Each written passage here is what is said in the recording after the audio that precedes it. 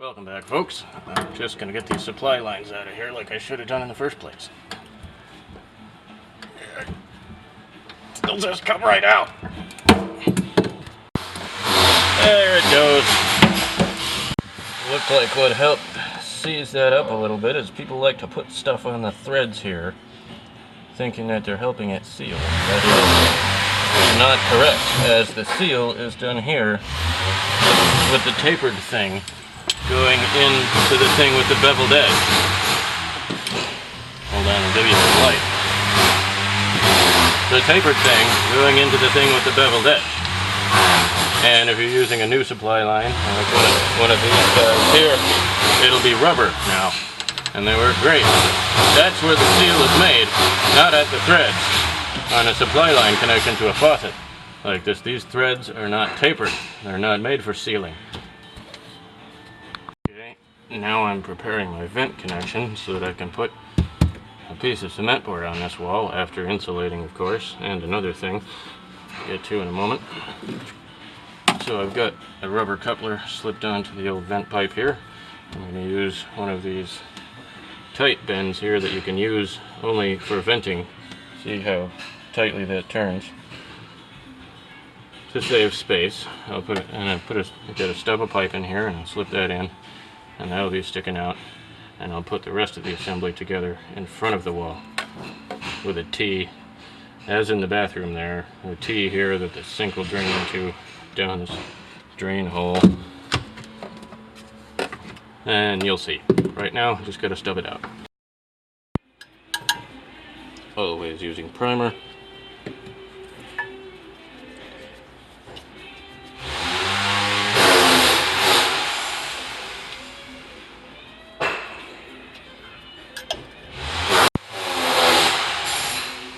And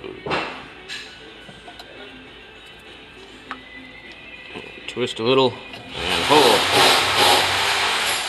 for a few moments.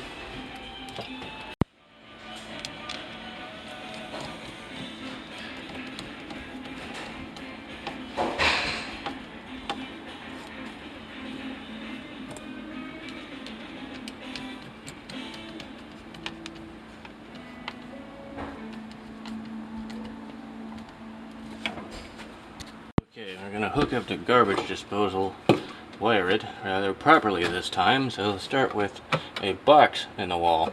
So we'll have to disconnect it from the disposal here.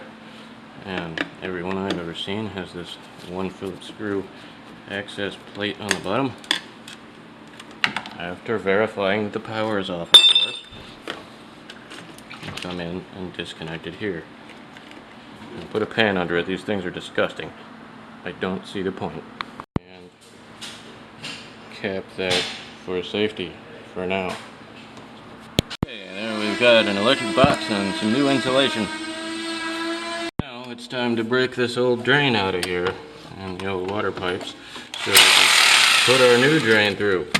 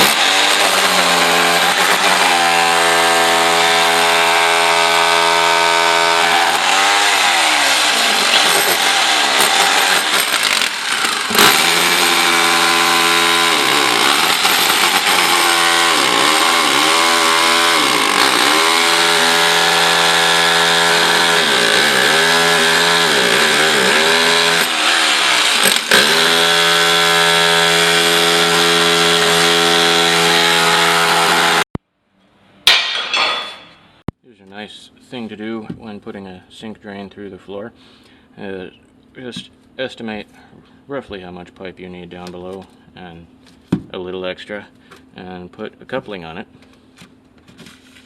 so it helps hold it up at this point and seals up around the hole. And if you're building a brand new super tight house, you could even caulk there and squish it down. Okay, back below the kitchen sink again. I have measured between this pipe and the wall over at the other end. And these old hangers here at this end are not the same distance. So I'm going to redo them. There's no reason for this pipe not to be parallel to the wall, and it has enough flexibility to do that. No reason not to have just about every part of a house built in nice parallel lines, unless you're trying to shorten the distance between 2 points, and then you should pick a popular angle, like 45 or 22.5, so that it's easy to work with from then on. If everything is parallel, or at known angles to everything else, every step after that is much easier. Every time you take the lazy, faster for this step way, you're making the rest of it take longer and be more confusing. Alright, there's about the slope I want. These screws used for cement board work great for strapping and mounting things like this because they're corrosion resistant and they're short, and they have these large heads so they don't pull through any mounting holes.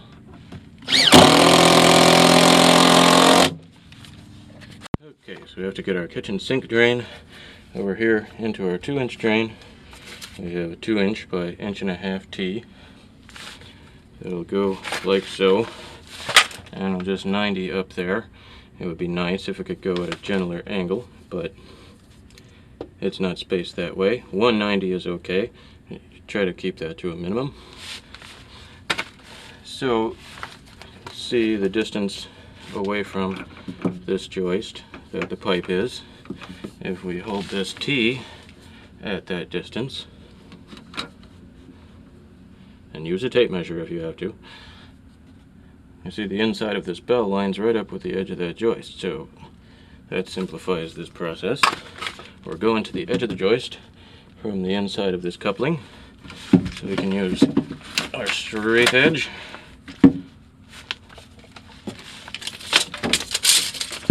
and measure from the inside of the coupling to the straight edge.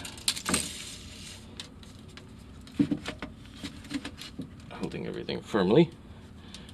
There we go. We have, it's maybe impossible for you to see, a 26 3/4. Okay, measuring again to verify that this stub that I've just stuck in here is still parallel to the wall with the rest of the pipe. I hold it there and then get a measurement over to my 90, keeping it straight vertical, or right about 16. Okay, and after verifying my slope over here, it appears that we have good slope over here as well.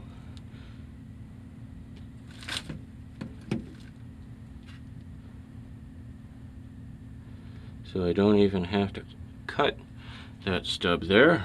Turns out to be a very good guess. Then after this, we'll 45 and head out toward the hole in the corner there to the laundry area. But at this point, I might as well glue this stuff together. There it is, all glued together, and another strap installed. And I've bent these ends over so that they don't present a sharp edge to this ice maker line. And onward we go. Well, my day's been eaten up again with things mostly too boring to video. But here, for one thing, I knew better. Don't try to save the $12. Go get the brass one.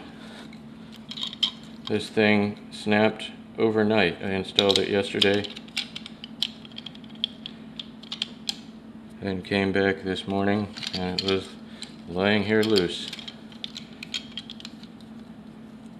because the top piece just snapped right there. I had a guy in here peel this tile off today so we can put in a different shower surround, and to discover how poorly this was installed. What could people be thinking? Right in the middle of the space. And same over here. So well supported. So I think we'll just continue dismantling that. Got a new tub shower valve there. So we'll accomplish a little more tomorrow. Thanks for watching.